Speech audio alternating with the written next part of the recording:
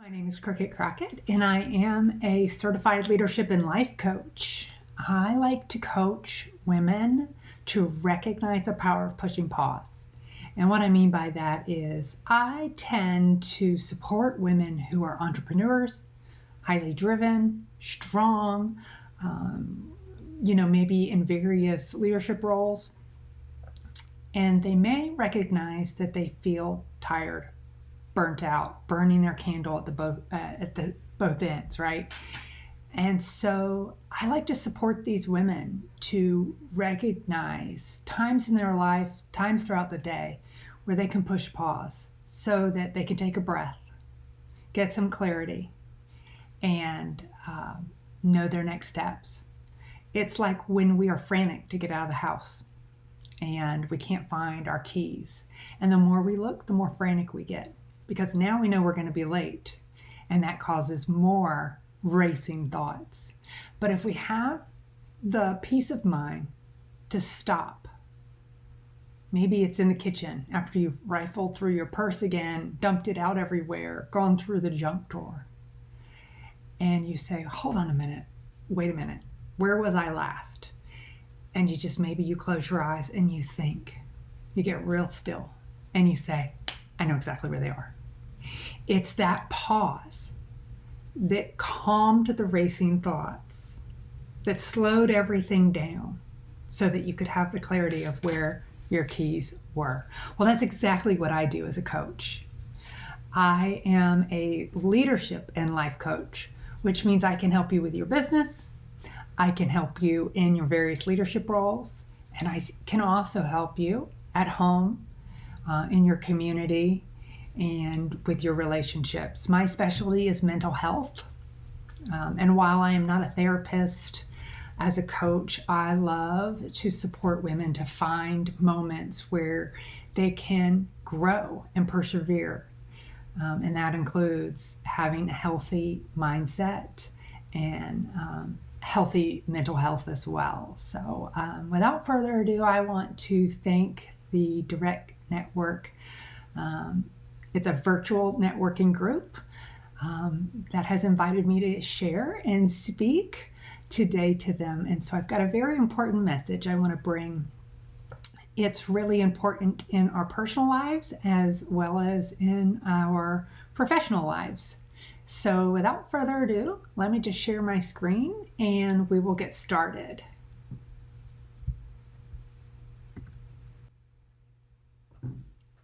Okay, so this is the message that we're going to talk about today. It is the most important relationship that you have on this earth, and that's the relationship with you. So the title of my message today is A Healthy Relationship with You.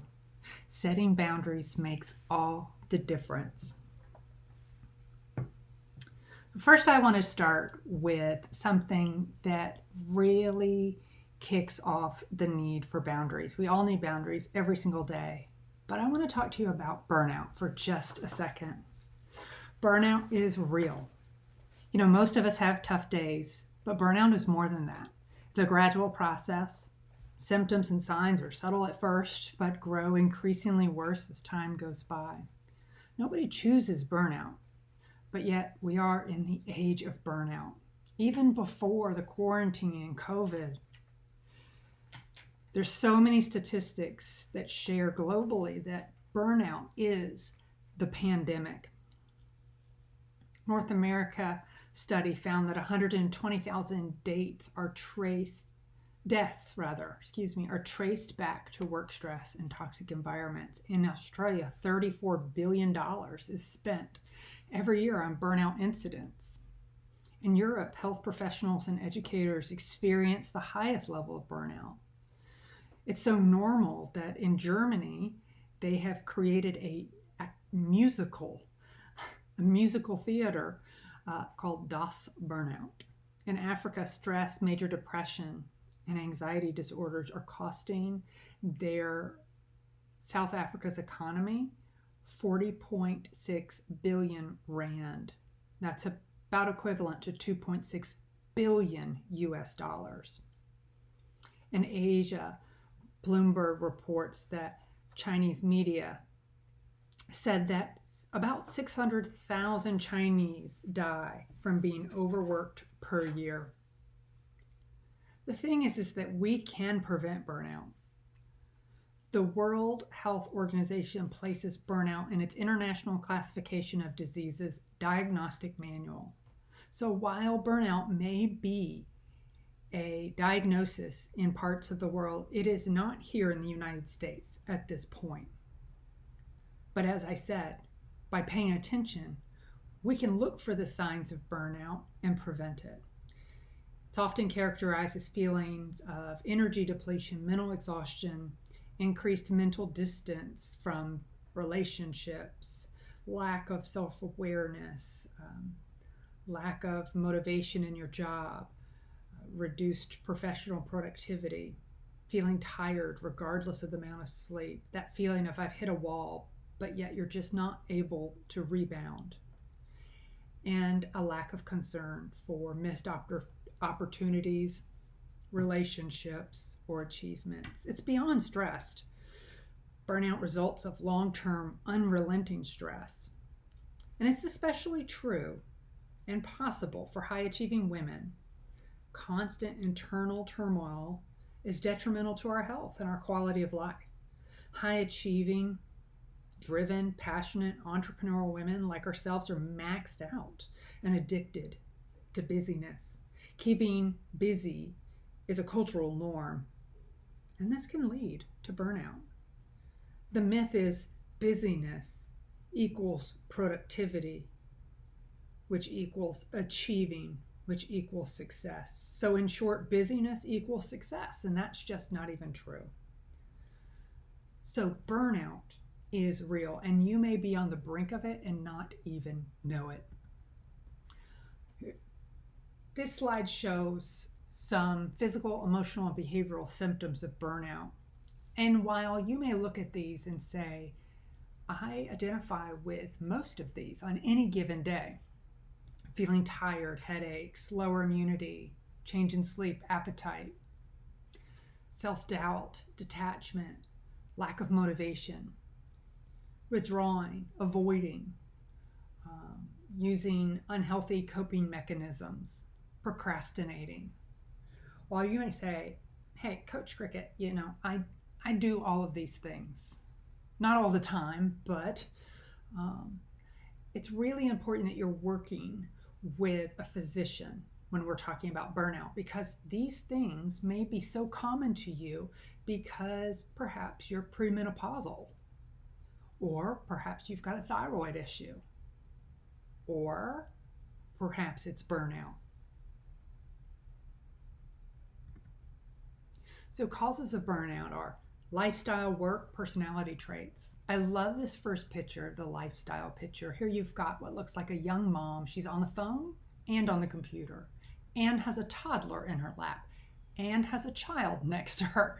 It's just too much. And I'm sure if you're a mother, you can relate with this picture. I know I can. Even though I'm an empty nester now, I remember those days, taking on too much, not having a healthy community that can give you support, having a lack of balance, and not even knowing what self-care was. At work, you may experience burnout by having an unhealthy boss or supervisor, an unhealthy environment altogether, a lack of recognition, feeling like you have very little control or unclear about your expectations, or a very demanding job. And personality traits such as a people pleaser, perfectionist, those people who think they're never good enough or they have to keep proving and performing to reach people's acceptance. Those are some personality traits that can cause burnout or can lend itself to burnout. So you see all of these pictures here. This is the answer to burnout. Believe it or not, all of these and more. The one thing that all of these pictures have in common is boundaries. If you look at the boundaries that maybe God has set, right? The mountains, they're the boundaries to the river, or where the ocean meets the shoreline. That's the boundary for marine animals. Outside of this boundary where the water ends, you cannot breathe. And then there's, boundaries in sports where it's out of bounds and the other team wins the point.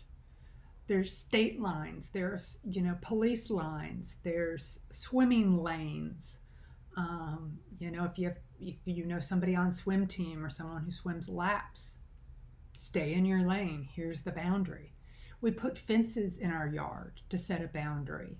Or if we have horses or cattle, there's a fence around them to keep them in and to keep them safe. We see these things all the time in our world, and we don't look at any of these things and think, how rude. That farmer that put up that fence for their cattle, that is so mean. No, because boundaries are normal and they're a necessity, but they just may not show up in our relational and social life like they should. So what are boundaries?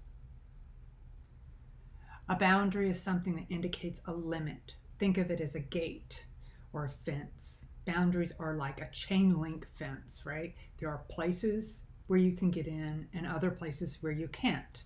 Boundaries are guidelines, rules, or limits that a person can create. And it's telling others, this is a reasonable and safe way to treat me. It's giving permission. Many people confuse boundaries as taking away, but really what it's doing is allowing and permitting, but only specific things are allowed. It's important to know your personal boundaries because it's self-preservation. It's allowing you the best treatment so that you are in your best frame of mind and your best health. You think about the analogy of being on an airplane, and in the event of an emergency, the oxygen mask will come down, right? And they tell you every time you get on a plane, put the oxygen mask on your companion flying with you before you put it on. No, I said that backwards. Put the oxygen mask on you first before you put it on your companion. And the reason is you have to be healthy in order to help them. Boundaries are the same way. It's teaching people how you expect to be treated. So again, think of it as a gate. I mentioned a chain link fence, but here's another example. Think of it as a gate or a fence in your backyard, and you're the gatekeeper. You get to decide who you let in and who you keep out. Who you let in gets the whole yard, right? And who you just let inside the gate. But boundaries are just as important in our professional life as well. And while they can be complex because they involve values and culture and ethics, placing boundaries in our personal life can be complex too, especially if it's with a family member, a parent, a sibling, even a spouse. We were never meant to be alone. I believe that we were made for relationship, but the key here is we weren't meant to be in unhealthy relationships or unhealthy communities. Some people believe, well, this unhealthy friend is better than no friend at all. And that's not true, actually. I know it may feel that way because we all want to be in a relationship. We all want to be wanted. We all want to belong, and there's nothing wrong with that. But if we're choosing something unhealthy, that will never serve us. So I want to share with you a couple of reasons for community. We need to build a community, and it needs to be healthy and filled with healthy relationships. Community gives us a sense of unity and support. Whether you're an introvert or extrovert, none of us were meant to be alone. We were not meant to be an island. So I want to share with you some lyrics. And I want to share these lyrics with you from Paul Simon, I Am a Rock, and you may be familiar with it already.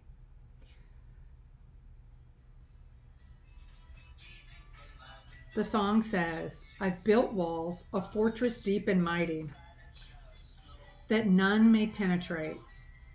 I have no need of friendship. Friendship causes pain. It's laughter and it's loving that I disdain. I am a rock. I am an island. Don't talk of love. I have my books. While I've heard the word before, it's sleeping in my memory, and my poetry is to protect me. I am shielded in my armor, hiding in my room, safe within my womb. I touch no one, and no one touches me. I am a rock, I am an island, and a rock feels no pain, and an island never cries.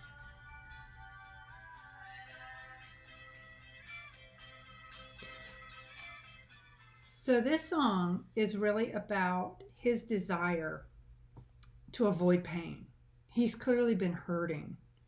He's brokenhearted, and he thinks by hiding in his room, safe within the womb, touching no one and no one touching him, just looking at his poetry, reading his books, that he's safe from being hurt again. This is an example of someone setting walls, not boundaries. Walls are not healthy. Boundaries are. Again, to use the analogy, think of boundaries as a chain link fence. There are places in that chain link fence where you can see through and get through. But a cinder block wall is solid, and it hurts you because it keeps all the unhealthy people out as well as the healthy people that could really help you grow. So this song is ironic. He's saying, I'm a rock, I'm an island, I don't need anybody. But he's really crying out in pain, saying, I need somebody, help me. A couple other reasons for community. It's good for our health. It's linked to a variety of health issues, like being isolated can cause high blood pressure, substance abuse, heart disease, even cancer. A healthy community can bring us emotional support, help us beat stress, build confidence. A healthy community can push you in healthy ways. It can provide a positive influence. If you make friends with people who are generous with their time, help others, or family oriented, you are more likely to develop these values yourself.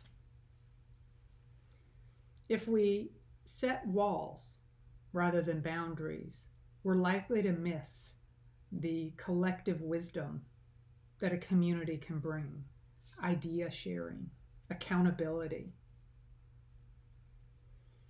Working in a community of healthy people reveals your gifts and talents, and it opens your eyes to the needs of others, and it meets our need for love. There's no denying that we are women who crave love. There's nothing wrong with that. We were made to by a relational God who longs for us to be in relationship with him. But even more amazing is that God gives us the gift of each other as a way to meet our earthly needs for love. So, why do we need community? Well, Genesis 2:18 through 25 says, Then the Lord God said, It is not good that the man should be alone. It's vital to our health. And honestly, we can't help but to be in relationship. Not only were we created for it, but we can't help it. Think about Tom Hanks in the true story, the movie Castaway. When he's alone on the island, he longs for a friend. So he creates one out of a volleyball, puts a face on it, and even names it Wilson, and talks to it while he's stranded. Having that healthy community filled with people who are healthy and know how to set boundaries helps us to set our expectations. I know what to expect from you when you communicate your boundaries. So let's talk a little bit about healthy versus unhealthy. What makes a relationship healthy? What does a good relationship need? Well, it'll vary from person to person, but most people would probably agree that, respect, companionship, mutual emotional support, safe expression. These are all things that would be in a healthy relationship. And if we're referring to a healthy relationship with your spouse or partner, I'd add, economic security, healthy passion, good conversations about the future, like, whether to start a family or not. Being able to fight fair when you're in conflict. And we can dive into more of these, of course. Unhealthy relationships are marked by characteristics like disrespect, control, intimidation, hostility, dishonesty, disrespect, dependence, violence, either physical or sexual. These are signs of an unhealthy relationship. But the flip side is mutual respect. Respect means that each person values who the other one is and understands the other person's boundaries, or they're at least willing to understand. They're curious. There's trust between healthy people. Honesty builds trust and strengthens the relationship. There's compromise in any relationship, but especially in a marriage or dating relationship. Each partner does not always get his or her way. Each should acknowledge different viewpoints and be willing to give and take. There's also individuality, good communication, anger control. We all get angry, right? But how we express it can affect our relationships with others. Anger can be handled in healthy ways, such as taking a deep breath, counting to 10, walking away momentarily, or obviously, anger can be unhealthy. See, your emotions are not your enemy. God gave you emotions. It's what we do with them and whether or not we control them. That comes down to how we feel. And sometimes our feelings, while they may be valid, they may not always be true. So it's so important that we know how to fight fair, like I said earlier, or problem solve. And in healthy relationships, we can do this. There's forgiveness in a healthy relationship. There's understanding. And by embodying what it means, what respect means, people can inspire each other. Friends and family can also behave in a respectful way. So let's talk about some toxic behaviors. We all have our stuff, right? We all have our weaknesses, hurts, baggage. We all have a level of unhealthy behaviors. And it's really easy to look at the other person and say, you do this to me. But while I talk about this list briefly, I want you to consider you. Some of these toxic behaviors are big, like gaslighting, for example. But some of them you'll see you may be guilty of as well. And there's no condemnation in that, right? I think the most important thing is that you just consider, am I doing this? So that you can get healthier. I believe that growth is made in the valleys of life, not on the mountaintops. So recognizing your own weaknesses is a huge first step to personal growth. So let's talk about gaslighting. It's a real buzzword these days in culture.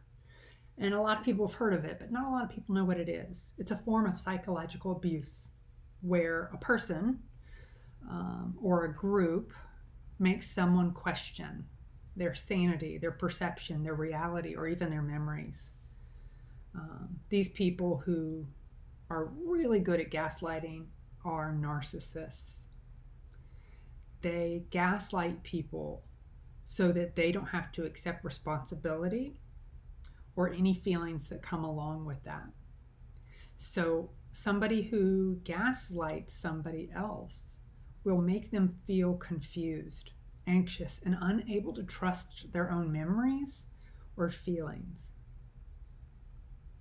They may say something like, you have no idea what you're talking about. That didn't really happen. I never did that. Other toxic behaviors, cheating, entitlement. Somebody who's competitive, holds grudges. Somebody who is the perpetual victim. That victimness. Everybody's done me wrong. and they take everything personal. Nothing's ever their fault. They're always the victim. Somebody who stirs up drama, maybe gossip, or just stirs the pot just enough to get everybody going. These you may identify with a little bit more easily. Negative self-talk. People pleasing. Oh my goodness, I'm guilty there. Perfectionism. Ignoring your own needs, grief, or lack of self-care. Unforgiveness. Holding on to loss. Resisting change or passive behavior. These toxic behaviors can certainly show up in the workplace as well. And so I wanted to share this slide with you. Anything that costs your peace is too expensive. So I want you to really consider, are you in a toxic work environment and what can you do about it? There are ways to stay positive in a toxic work environment. Or maybe you just need to excuse yourself and look for a new job. That's your decision. But it's out there. And many times we're creating some toxicity ourselves and we don't even realize it. That's why I thought this was such an important slide. This is from 2019, granted, but that is the last time that most of us worked in a typical workplace or office. So I just want you to take a look at this and maybe screenshot it. You can see the difference between men and women. Not that that really matters because we're not bashing any one gender, but these are things that we may have done and we didn't even realize in the workplace. So what is our solution? Well, like I said earlier, we all have junk, right? The first part is recognizing it. The second part is seeking help, working with a coach like me. Or if you need to dig deep into your past, or you think maybe you have some undiagnosed mental illness, go to a counselor, a therapist, a psychiatrist. But if you're looking to move forward in a more healthy way, I recommend working with a coach, and I would love to help you take a look at where you need more boundaries and help you to practice boundaries. It can be hard for us. I mentioned people pleasing earlier.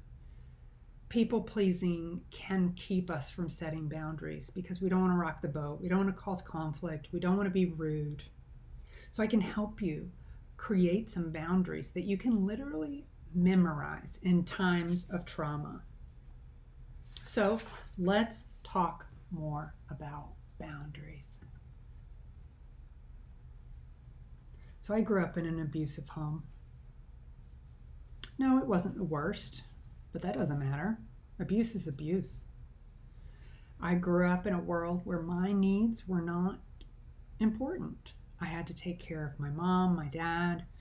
I had to keep the peace between the two of them. You see, both were alcoholics.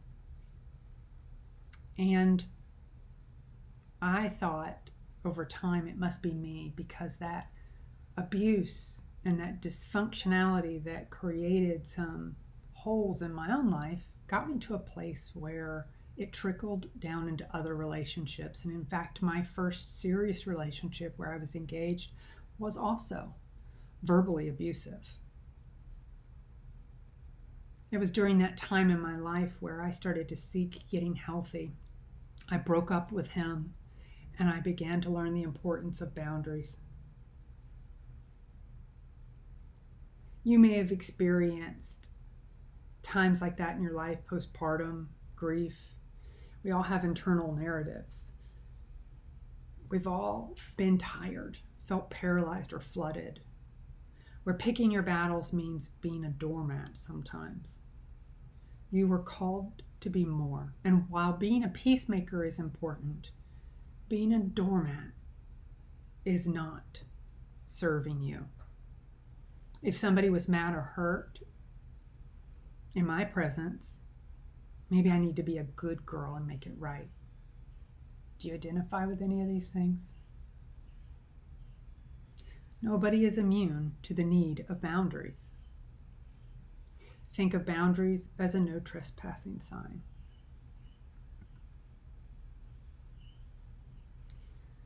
Have you ever been in a public restroom, like let's say Target, and the person in the stall next to you answers a phone call, that person has no boundaries.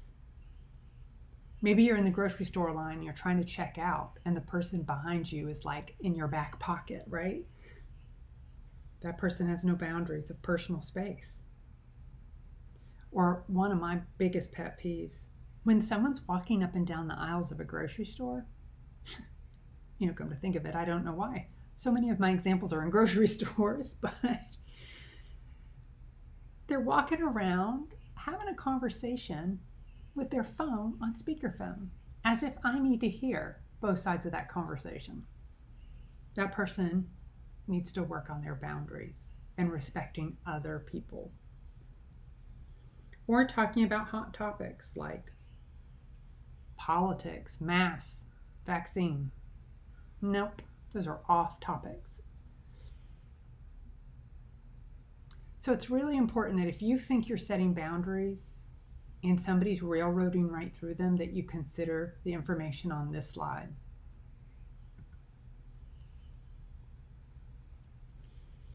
So again, boundaries are like no trespassing signs. They set the basic guidelines of how you want to be treated. Boundaries tell people, you may treat me this way. They can ensure that relationships can be mutually respected, appropriate, and caring. And remember, they aren't rude, but they can be hard to practice, and they take practice to become good at them. So to start setting your boundaries straight, let's look at 8 things very quickly that may help. First of all, know your limits. Clearly define what your intellectual, emotional, physical, and spiritual boundaries are with strangers, work, colleagues, friends, family, and your spouse. Number 2, listen to your gut. You know when it's not okay. You have that little red flag feeling, right? Lean into that. Don't just, sweep it under the rug. Number 3, consider the impact of your decisions. If you don't set a boundary, are you going to be railroaded later? Are you going to be mentally exhausted later? 4, don't justify, explain, or defend yourself. No is a complete sentence, and you don't have to explain or prove. Number 5, be assertive. No more people pleasing. It's hurting you. And don't get assertiveness and aggressiveness confused. You can be assertive and be kind without attacking. Just be firm. Number 6 is communicate what you won't tolerate. And 7, practice makes perfect, like I said earlier. And lastly, if all else fails, delete and ignore. You can do this in your personal life as well as in your digital life, like on social media. I know that while some boundaries are hard, like I will not drink and drive without exceptions, and some can be flexible, like our family rule is you will not go out on a school night, but this one time, since there's a pep rally after school, I will allow you to do it. I want you to care enough about you to set boundaries. Girlfriend, you are more valuable than rubies. It is self-preserving and not selfish and not rude. It makes you a healthy person. You communicate self-respect. We teach other people how to treat us by showing them what we'll tolerate. Have you created an unhealthy environment by allowing people to treat you a certain way? That's something to consider. So, as we close, where to set boundaries, when to set them, and what are the results? Well, we can set boundaries anywhere, everywhere. Our personal space, our sexuality, our workplace, our emotions, our thoughts, our stuff. When my kids were growing up here at home, I would say to them, Mommy's office is off limits, because I would go in there and the stapler would be gone, the scissors would be gone, the tape. So I said, you may not go into Mommy's office. Emotions and thoughts, we can set boundaries with ourselves and say, nope, I'm not going to spiral. Nope, I'm not going to go down that rabbit trail. Nope, I'm not going to entertain that thought. I'm going to take every thought captive. We can set boundaries with our time and energy, our culture, religion, our ethics. The results of setting boundaries, a better you, right? Better self-esteem, better health. You're conserving your emotional energy, better mental health, independence, healthy relationships. And it gives us space to grow and be more vulnerable. It allows us to make healthy relationships and spend our energy there instead of in a place that won't ever serve us. So I hear a lot of people say to me, but that's my mom or that's my dad who's toxic.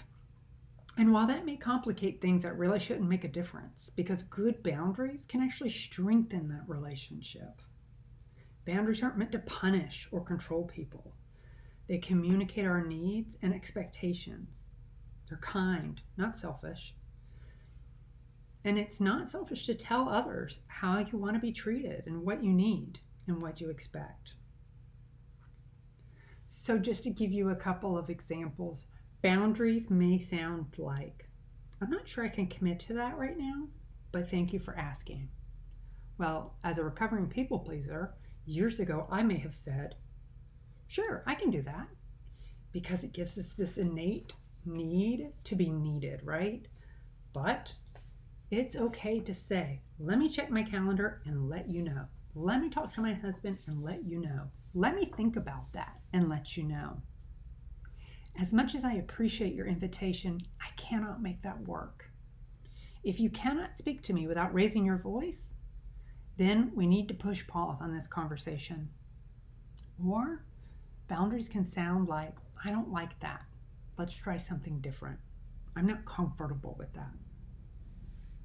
So maybe you've heard boundaries before, but you know you're not very good at it, or you know that this is something that you really need to work on, or a muscle you really need to strengthen. Here's a couple of ideas that you can jot down to help you start today. No. That's it. The word no. It's a complete sentence. You don't have to explain, defend, justify. Just no. Okay, if you want to be super polite, no thank you. That's okay too. If you're saying no to one thing, then you're saying yes to you. It's okay to not be involved in everything, because as much as we may try, we can't be good at everything. We just can't. And trying to multitask like that won't do you any favors. It will make you make more mistakes and actually slow down your productivity rate. When we're trying to do so many things at one time, we get spread thin and we get exhausted. So as much as we may try, we cannot pour from an empty vessel. I don't care who you are. Start paying attention. Pay attention to you. Pay attention to what you're saying, how you're acting, and to others in your life. Feel free to use a journal that can really help you notice patterns that may be unhealthy. Seek help, right? Like I said earlier, if you need to dig into your past, definitely go with a therapist or a psychiatrist or a psychologist. But if you just simply need to set some boundaries in your personal or work life and you need a little bit of help to move forward, to become unstuck, to push pause, then I'm your girl. Working with a coach can be life-changing. Think of it as a soccer team, right? The coach is the person giving the strategies, but the team is calling the plays and actually doing the work. The coach is on the sidelines, yelling, encouraging, being that cheerleader. But it's the team that's doing the work. That's how a coach-client relationship works. I help you to recognize patterns. I help you to stay accountable. I help you to dig a little deeper. I help you with an action plan, but you're doing the work. And it's so nice to work with somebody like that because I'm objective. I don't know anything about you except for what you share with me. So seek help. That's how you can start setting boundaries today. Get a little help. I can help with boundaries, communication, self-worth, identity crisis. If you're wrapped up in a job or a title, letting go of what other people think. That's a big one. We can work on that. And there may be some core issues that you don't even know about. And again, that's the beauty of working with a coach. Because I may hear something that you're saying that you don't even hear yourself. That's huge. I can ask the right questions that you may not even know what to ask. So how else can you start today? Don't feel the need to prove. That's another thing I love to share, proving and hiding. We all do it. But it's so awesome when you realize what you're doing, when you're doing it, because then you start to recognize it. And when you get good at these things, boundaries, proving, hiding, all of that, you'll start to see the lack of boundaries in other areas. Like literally, there's some TV shows that I can't even watch because the family in the show doesn't have any boundaries, and it's such a distraction to me. I'm like, they're driving me crazy. So it can be a really good thing, and it will trickle down into other areas of your life. Taking responsibility for other people won't work. Allowing bullies to bully you will never serve you, and you'll never be able to move forward because you'll always be trapped in that snare. Being nice out of fear will never work. Ask yourself who I need to be versus who I am currently being. That will really help. Also ask, does my theology collide with my reality? God says, my yoke is easy and my burden is light. Jesus says, come to me, all those who are weary and burdened. So, if you resonated with any part of this, I would love to hear from you. You can visit me on my website, cricketcrockett.com. That's cricket with one T, Crockett with two. You can read more about my story from my book, which is also on my website. And speaking of books, I've got a couple I want to recommend to you when it comes to boundaries. First of all, anything by Dr. Henry Cloud is great. And if you're not a reader, go follow him on social media. Another book I would share is I Do Boundaries by Havilah Cunnington. It's actually a Bible study. It's a devotion. And it is filled with all kinds of great information, as well as graphics and fill in the blank. I Do Boundaries. And lastly, but it's your family, cutting ties with toxic family members and loving yourself in the aftermath. It's the loving yourself that can be so hard, because when you're not good at or are used to setting boundaries and then you start, oftentimes that shame creeps in after the fact, or guilt. And it says, I can't believe you just did that. That was so rude. Oh my gosh, what will this person think of me now? So the loving yourself in the aftermath is really important, and it can be hard to do. So again, working with a coach can be so helpful in that area. I am so thankful that you decided to join me today. Thank you for inviting me to be a speaker for this networking group. And I hope what I said was helpful, encouraging. And again, like I said, if it resonated with you, reach out to me. I offer a free discovery call where you can get to know me a little bit and vice versa. And we can see maybe if we're a good fit for me and you to enter into some coaching packages that I offer. I would love to have you. It makes me so happy to see women grow leaps and bounds and learn their value and worth. And you, sis, are very valuable. Your environment may not be telling you that. Your spouse, your relationships, your workplace may not be communicating that to you, but I am. You're valuable and you're worth it. So do a little self-care and do some coaching sessions and work on you so you can be the best mom, the best wife, the best girlfriend, the best friend, the best colleague, co-worker, or boss that you can be within reason because you took care of you first. Thank you so much. Yeah. I mentioned my website earlier. You can find me on LinkedIn, Instagram, and I have a Facebook business page as well. If the idea of burnout resonates with you, I want to recommend that you go to my website and you subscribe.